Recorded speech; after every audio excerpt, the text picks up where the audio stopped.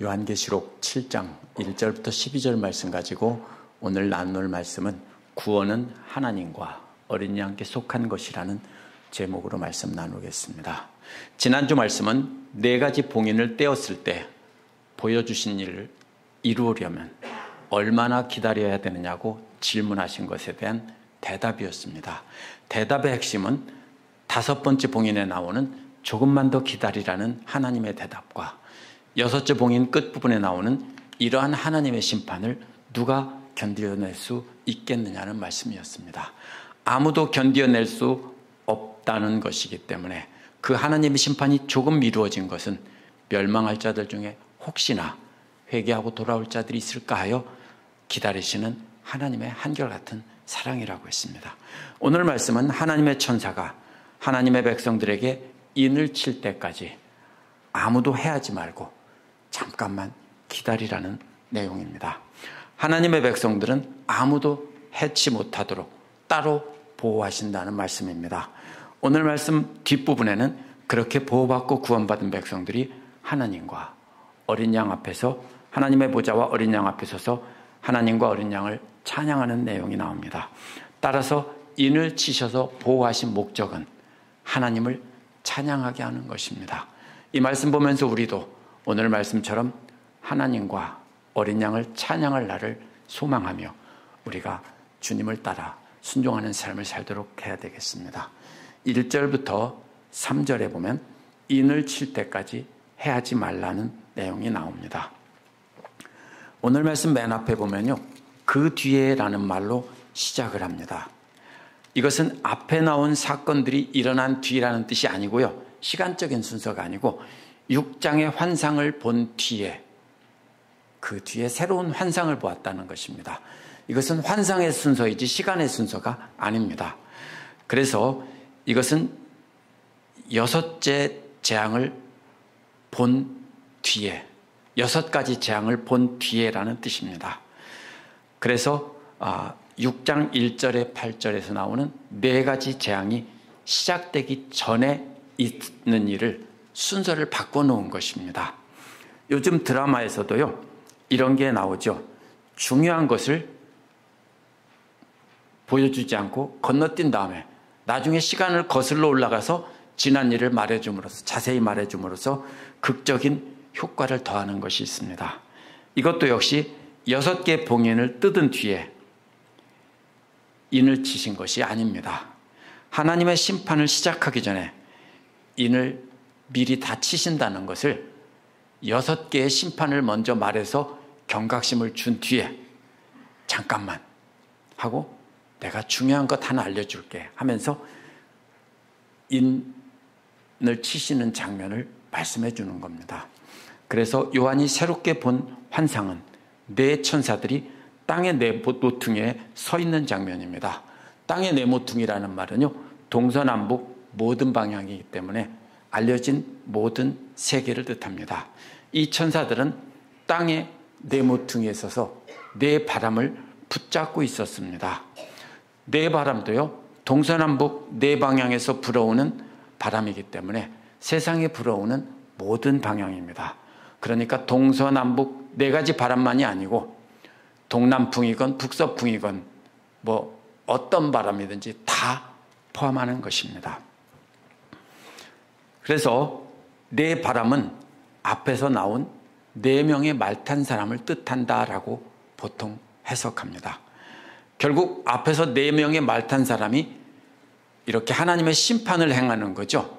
여기서도 바람도 역시 하나님의 심판을 뜻하는데 그 재앙을 잠깐만 멈추고 붙잡고 있으라는 겁니다. 마치 그런 것입니다. 엄청나게 거대한 자루에 거대한 폭풍 같은 것이 들어있는데 그 자루 끝을 4명의 천사가 꽉 붙잡고 새어나가지 못하게 막고 있습니다. 놓기만 하면 그 바람에 온 세상이 다 날아갈 참입니다. 물론 이것은 실제 바람이 아니고 하나님께서 내리시는 재앙을, 심판을 말하는 것입니다. 그렇기 때문에 이것은 하나님의 자비를 조금만 더 연장하라는 뜻입니다. 이렇게 붙잡고 있는 목적은 땅 위와 바다 위와 나무들 위에 바람이 불지 못하게 하려는 것입니다. 이 세 가지는 지구와 그 안에 있는 모든 것을 나타냅니다. 원어는 땅과 바다와 나무가 아니라 땅 위와 바다 위와 나무 위입니다. 땅 위에 있는 것이 누굽니까? 주로 사람과 동물인데 초점은 사람에 있습니다. 바다 위에 있는 것도 바다에 있는 모든 생물이지만 바다 위라고 했기 때문에 바다 위에 배를 타고 떠 있는 그 사람들을 뜻하는 것입니다. 마지막으로 나무 위라는 표현은 왜 썼을까요? 땅 위라고 하면 나무도 당연히 포함되는데요. 특별히 나무는 폭풍 후에 약합니다. 그 중에서 뿌리보다 나무 윗부분이 바람에 더 약하죠. 그러니까 어느 게 가장 중요합니까? 땅 위가 가장 중요하죠. 대부분의 사람들은 다 땅 위에 있습니다. 그 다음 덜 중요한 것은 바다입니다. 바다에도 조금은 사람들이 배 타고 떠 있겠죠. 마지막으로 나무 위는 더 강조한 겁니다. 무슨 말입니까? 털끝 하나도 건드리지 말라. 나무 위에 바람에 쉽게 부러지는 작은 나뭇가지들조차도 손대지 말고 그대로 두라는 뜻입니다. 그래서 우리말에서 털끝 하나도 건드리지 말라는 표현과도 같습니다. 이는 아직 인장이 다 찍히지 않았으니까 사람들이 사는 땅 위에서 시작해서 그 어떤 것도 건드리지 않도록 바람을 꽉 붙잡고 있으라는 뜻입니다. 왜냐하면 하나님의 종들을 지켜야 되기 때문입니다. 4명의 천사들이 4가지 재앙을 나타내는 바람들을 붙잡고 있는 동안에 요한은 또 다른 천사가 해 돋는 쪽에서 올라오는 것을 보았다고 했습니다. 왜 동쪽일까요? 해 돋는 쪽은 동쪽입니다. 창세기에서도 보면 창세기 2장 8절에는 에덴 동산이 동쪽에 있었다라고 했습니다.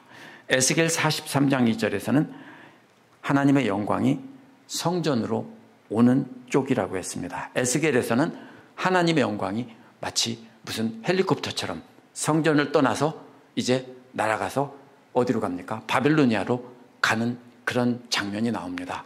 왜냐하면 하나님은 성전에 머무시는 분이 아니라 하나님의 신실한 백성들과 함께 계시기 때문에 바벨로니아 포로로 잡혀간 사람들에게 날아갔다가 이렇게 동쪽에서 다시 하나님의 영광이 돌아오는 장면이 에스겔에는 나옵니다.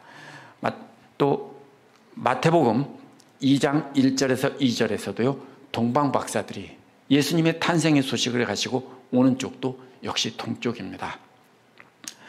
에스겔에서처럼 하나님의 영광이 동쪽에서 이제 동쪽에 계시는데 그 천사가 하나님의 명령을 받고 동쪽에서 올라온다는, 해 뜨는 것처럼 이렇게 올라온다는 뜻입니다.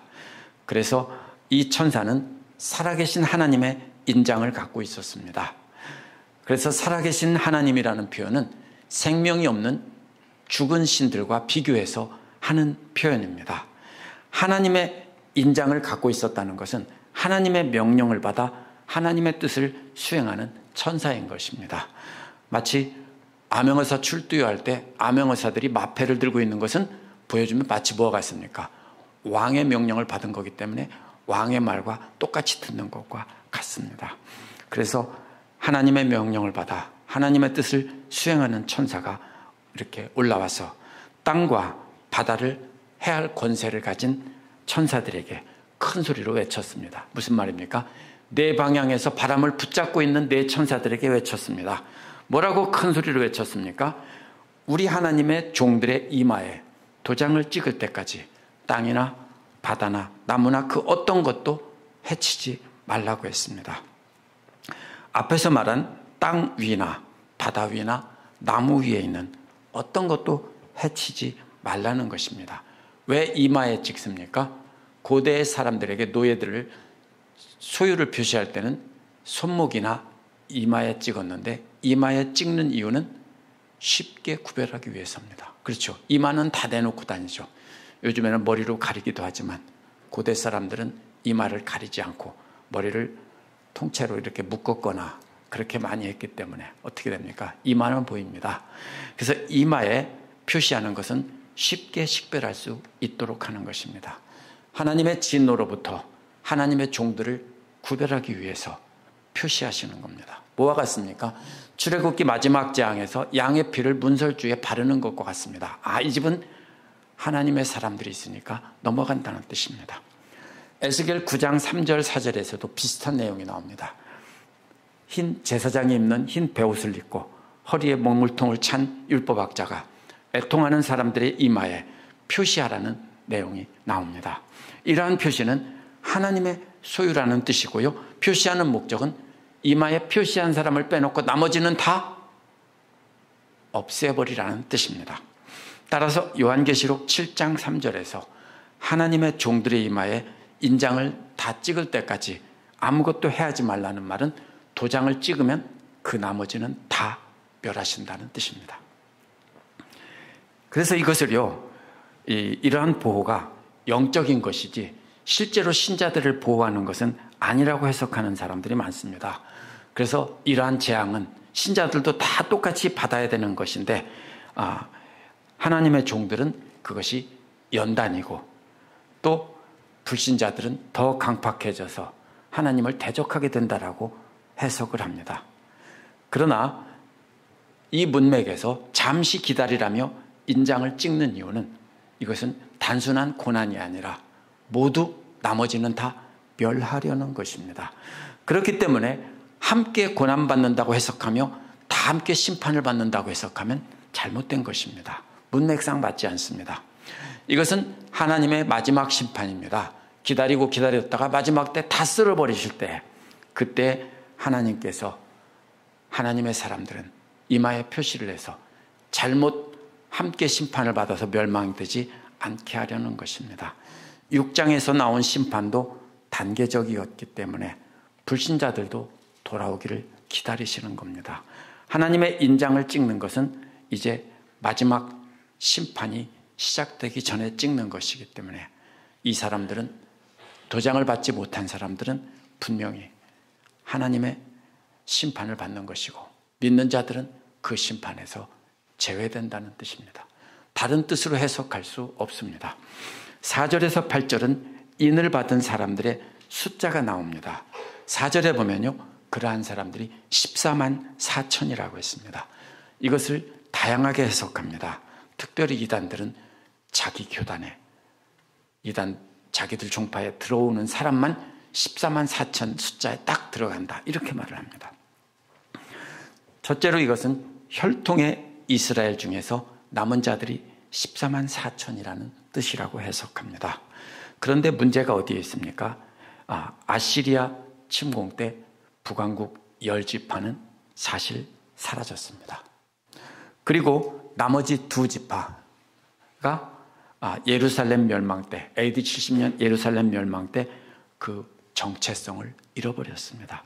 그래서 혈통의 이스라엘이 남은 자들일 수 없습니다. 오늘날 주이시라는 사람들도요, 신앙으로서 주이시지 그들의 혈통이 조상이 꼭 그렇다라고 볼 수 없습니다. 그래서 혈통을 가진 이스라엘은 이것은 이미 정체성이 다 사라졌습니다.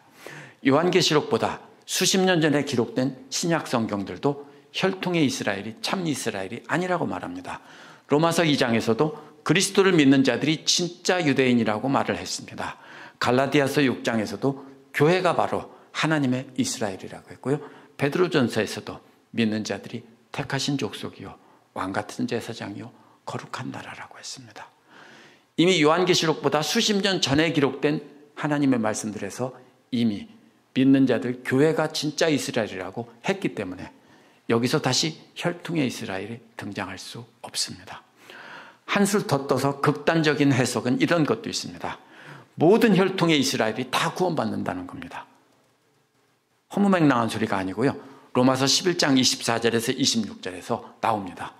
이방인의 숫자가 다 차면 모든 이스라엘이 구원을 받을 것이다 라는 말씀 때문입니다. 그래서 그리스도 재림 때 혈통의 이스라엘이 다 구원받는다라고 해석하는 겁니다. 그런데 로마서 11장 26절을 안 읽었습니다. 뭐라고 되어 있습니까? 야곱에서 경건하지 못함을 제거하신다고 했습니다. 그렇기 때문에 여기서 모든 이스라엘이 구원받는다는 것은 야곱은 이스라엘을 뜻하는 겁니다. 이스라엘들 중에서 경건하지 못한 자들은 다 없애버리고 남아있는 이스라엘들만 구원을 받을 것이라는 겁니다. 그러니까 모든 혈통의 이스라엘이 아닙니다. 다 골라내고 그 중에서 진정한 예수 그리스도를 믿는 유대인들만 그 안에 포함된다는 뜻입니다. 세 번째로 유대인들 중에서 기독교인 남은 자라고 해석합니다. 그래서 14만 4천은 유대인들이고 그 다음에 나오는 수많은 무리는 이방인들이다, 이렇게 해석하는 겁니다.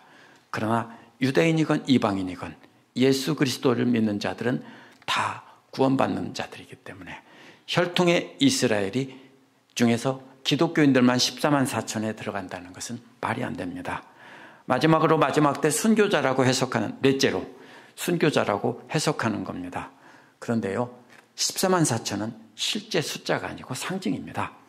구약의 12지파, 신약의 12제자들, 그렇게 해서 구약의 하나님의 사람들의 대표, 신약의 하나님의 사람 대표해서 모든 하나님의 사람들에다가, 천이라는 말은요, 많다는 뜻입니다. 천이라는 숫자는 세는 숫자가 아닙니다. 이것은 무수히 많다는 뜻입니다. 그래서 모두 다, 하나님의 백성 모두 다, 셀 수 없는 많은 사람들이라는 뜻이고요. 이것은 10이라는 숫자를 2번 반복한 것은 모든 하나님의 백성이라는 뜻입니다. 그렇기 때문에 순교자들만 14만 4천일 수 없습니다. 하나도 빠짐없이 다라는 상징이지 실제로 14만 4천 명을 세면 안 됩니다. 마지막으로 대다수는요, 새로운 이스라엘이고 기독교 교회를 나타내고 이방인과 유대인의 구별이 없다라고 말을 합니다. 이것이 올바른 해석입니다.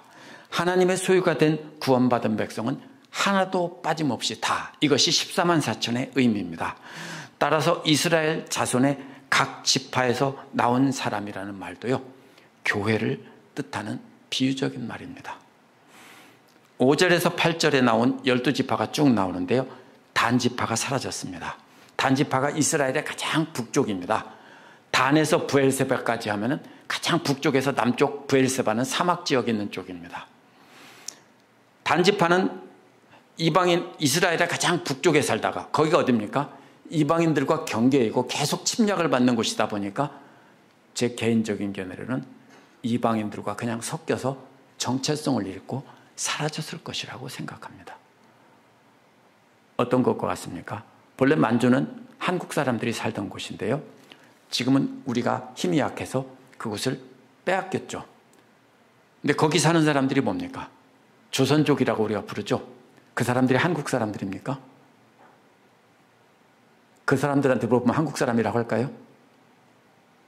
중국 사람이라고 합니다. 그 사람들은 다. 우리는 한국 사람으로 인정하려고 하는데요. 이게 뭐냐면요, 이 경계 끝에 사는 사람들은 대부분 이렇게 섞여서 정체성을 잃고 사라지는 경우가 많습니다. 그래서 단지파가 사라졌습니다. 그런데 어떤 사람들은, 제가 전에 부흥회에서 그렇게 말하는 사람도 들었습니다. 어떤 부흥 강사가 와서 단지파가 사라진 이유가 뭐냐? 그러다가 단지파가 북쪽에 살다가 동쪽으로 이동해서 어디로 왔다? 우리나라까지 왔다. 그래서 단군이 바로 단지파다. 그래서 우리가 하나님의 백성이다.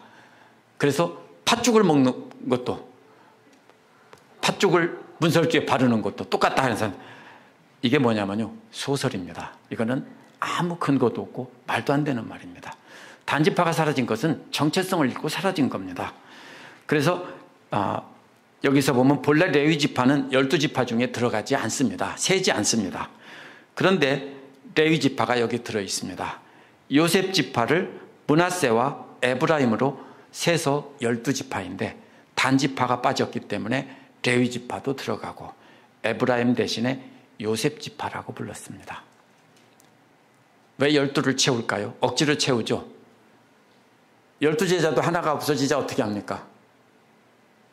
제자를 하나 뽑아 채우죠. 왜냐하면 그 숫자가 상징이기 때문입니다. 전체를 뜻하는 상징이기 때문입니다. 그렇기 때문에 12지파는 새로운 이스라엘을 전부를 나타내는 상징적인 숫자이지 혈통의 이스라엘, 실제 이스라엘을 말하는 것이 아닙니다. 9절에서 12절에 보면 하나님과 어린 양에 대한 찬양이 나옵니다. 또다시 거기에 뭐가 나옵니까? 또 그 뒤에라고 했죠. 역시 시간 순서가 아니고요. 앞에서 본 환상 이후에 이제 또 다른 새로운 환상을 보았다라는 뜻입니다. 여기에 보면 원어에 보라라는 말이 있습니다. 놀라운 장면을 보았는데요. 그 놀라운 장면이 뭐냐면요. 아무도 그 수를 셀 수 없는 많은 무리들이 있었습니다.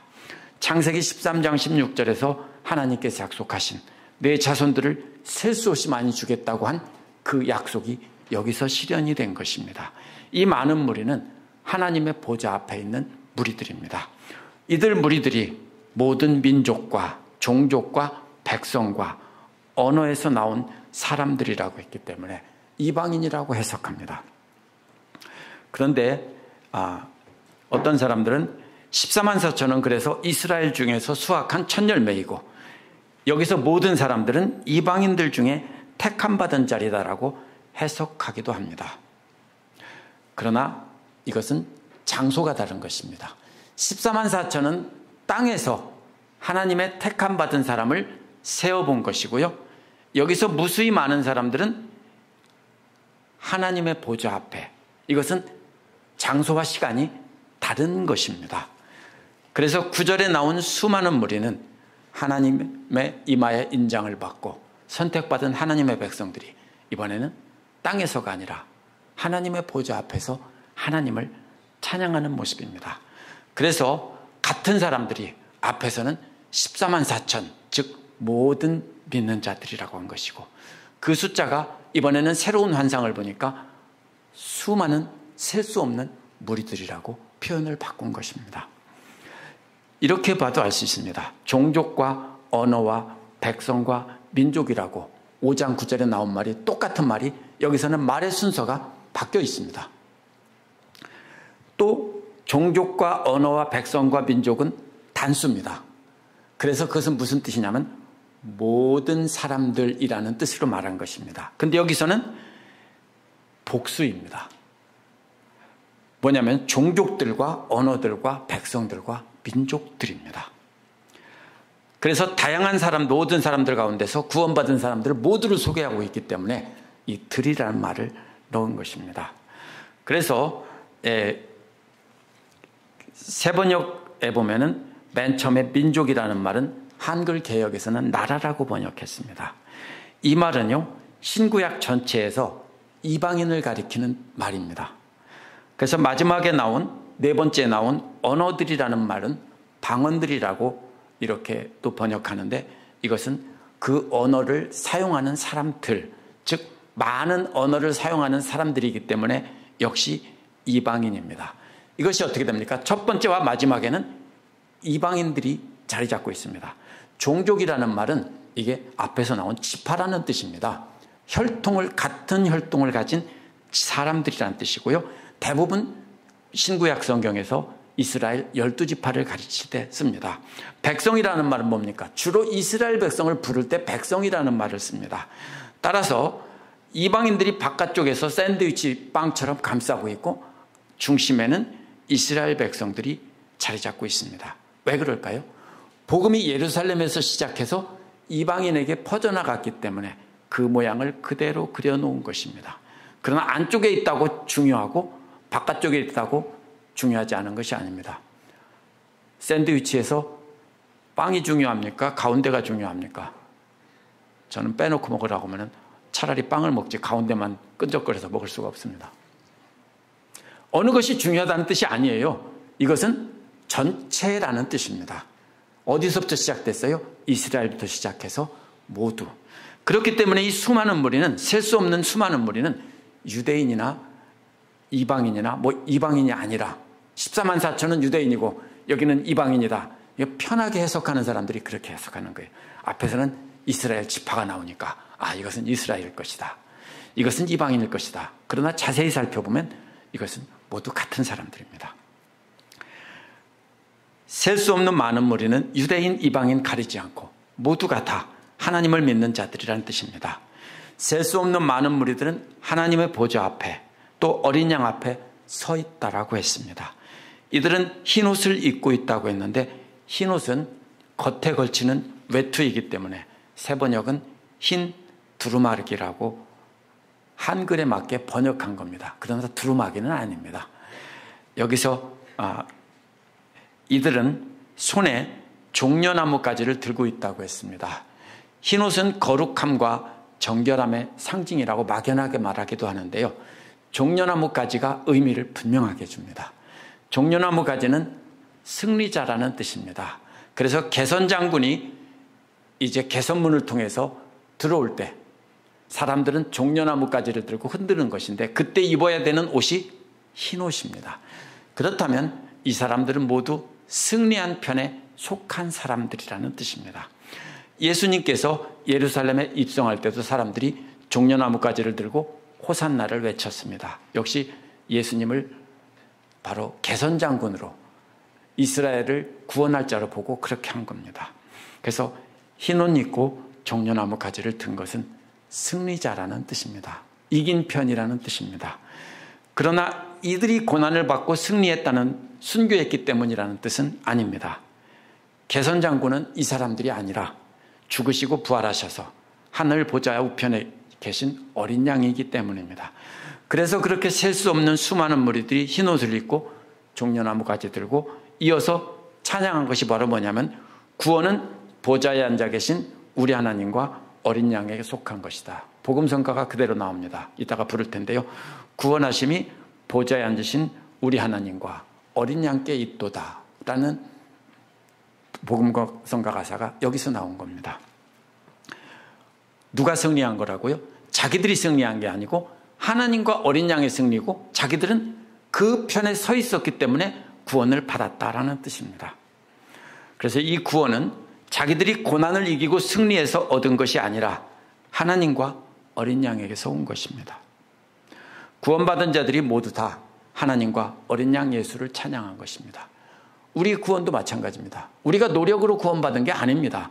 착하게 살아서 구원받은 게 아니고요. 우리는 예수 그리스도를 믿음으로 또 그 말씀을 듣고 우리가 의지함으로 믿는 자가 되었기 때문에 예수 그리스도의 공로로 우리가 이기는 편에 선 것이고 구원을 받은 것입니다. 그러자 모든 천사들은 보좌와 장로들과 내생물들을 빙둘러 서 있다가 보좌 앞에 얼굴을 땅에 대고 엎드렸다고 했습니다. 천사들이 장로들과 내생물에게 엎드린 게 아닙니다. 그런데 실제로 보면 천사들이 누구에게 엎드린 것 같습니까? 장로들과 내생물들에게 엎드렸다는 말처럼 여기 그렇게 써 있죠. 그 중심에 누가 계세요? 하나님이 계시고 그 다음에 내생물들이 있고 그 다음에 장로들이 있습니다. 그래서 하나님을 보좌를 둘러싸고 있는 하나님께 엎드려 경배를 한 것입니다. 그리고 모든 천사들은 하나님께 경배를 드리면서 이렇게 엎드린 것입니다. 구원받은 자들이 모두 구원은 하나님과 어린 양께 속한 것입니다라고 하자 천사들도 그에 화답하는 찬송을 드린 것입니다. 그 찬송이 바로 아멘으로 시작해서 아멘으로 끝이 납니다. 그 안에 담긴 내용은 다 진실하다는 뜻입니다. 아멘이라는 말은 진실하다는 뜻입니다. 맞다라는 뜻입니다. 그래서 아멘으로 시작해서 아멘으로 끝나는데 이 장엄한 찬양은 7가지입니다. 5장 12절에서 나온 7가지와 하나만 다르고 같습니다. 그런데 순서가 또 바뀌어 있습니다. 왜 그러냐면요. 5장 12절에는요. 부라는 말이 나옵니다. 재물, 부기라는 말이 부라는 말이 나오는데요. 부자라는 말이 나오는데 그 대신에 감사로 바뀌어 있습니다. 둘 다 똑같이 천사들의 찬양인데 5장 12절에서는 어린 양에게 드리는 찬양인데 권세와 부가 앞에 나왔습니다. 권세와 부와 지혜와 힘은 그리스도가 통치하신다는 뜻입니다. 그렇죠. 통치자가 돈이 하나도 없으면 어떻게 돼요? 그건 거지면, 통치자가 거지면 통치자가 아니죠. 그래서 이 권세와 부와 지혜와 힘은 그리스도의 통치권을 강조했기 때문에 그렇게 앞에 나오면서 이렇게 어린 양 예수를 찬양한 것입니다.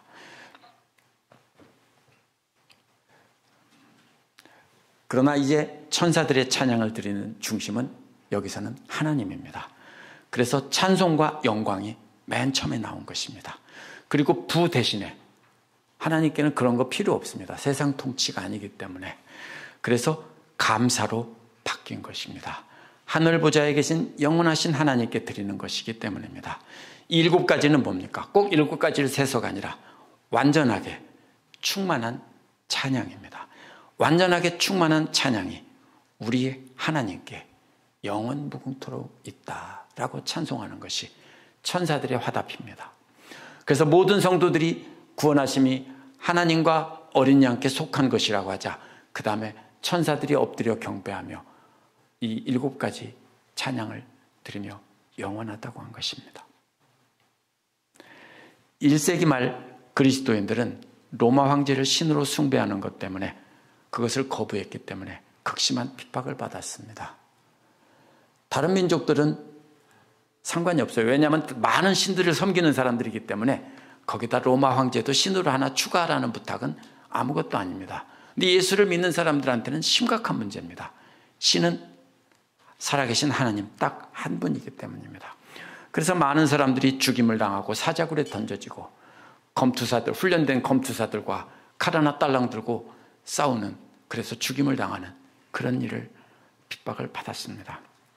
오늘 말씀도 그러한 핍박받던 성도들에게 영원한 하나님 나라에서 드릴 예배의 모습을 보여주며 위로하는 장면입니다. 그렇기 때문에 6가지 봉인을 떼다가 갑자기 멈추고 성도들이 이마에 하나님의 도장을 찍는 모습은 분명히 성도들은 이러한 하나님의 마지막 심판에서 제외된다는 뜻입니다. 이마에 하나님의 소유라는 표시를 모두 한 뒤에 단계적으로 나머지는 다 쓸어버리시는 겁니다. 이를 두고 성도들도 이러한 환난을 받지만 영적으로 구원받는다고 해석하는 것은 잘못 해석한 겁니다.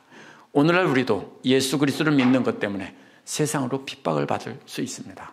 그러나 그 핍박이 7인을 뗄 때 일어나는 종말론적인 심판이 아닙니다. 다음에 이어지는 14절에서 어린 양의 흘리신 피로 자기들의 두루마기를 빨아 희게 하였다고 했기 때문에 믿는 자들도 분명히 영적 싸움을 합니다. 옷을 빠는 게 어떤 장면입니까? 전쟁에서 이기고 나서 옷에 피도 묻었고 땀도 묻었고 더러운 것이 묻었겠죠. 그런데 개선장군의 환영 행사에 참여하려면 옷을 깨끗이 빨아야 됩니다. 그래서 그리스도의 피로 빨았다고 그 다음에 나옵니다. 그렇기 때문에 분명히 이 세상에서 영적 싸움을 하며 고난을 통과한 것은 분명합니다. 그러나 그러한 고난이 마지막 때 불경건한 자들을 모두 쓸어버리시는 하나님의 종말론적인 심판은 아닌 것입니다. 우리는 모두 이마에 하나님의 소유를 표시하는 인장을 이미 받았습니다. 동쪽에서 올라온 천사는 지금도 이마에 하나님의 인장을 찍을 사람을 찾고 있습니다. 왜냐하면 하나도 빠짐없이 다 찍으라고 하나님께서 명령하셨기 때문입니다. 그렇기 때문에 지금은 내 천사가 하나님의 심판의 바람이 쏟아져 나오지 못하도록 잠깐 붙잡고 있는 순간입니다. 하나님의 백성들은 하나도 빠짐없이 모두 찍어서 구원하라는 하나님의 명령 때문에 멈추고 있는 것입니다. 이러한 하나님의 은혜로 심판이 멈추어진 시대에 살고 있는 우리는 우리가 사랑하는 사람들 모두가 예수 그리스도를 믿고 함께 이마에 하나님의 인장을 받도록 복음 전하고 그들을 위해서 기도해야 됩니다. 그래서 우리 모두가 다 우리도 하나님과 어린 양 앞에 서서 구원하심이 보좌에 앉으신 하나님과 어린 양께 있습니다라고 함께 찬양을 부르도록 해야 되겠습니다. 기도하겠습니다.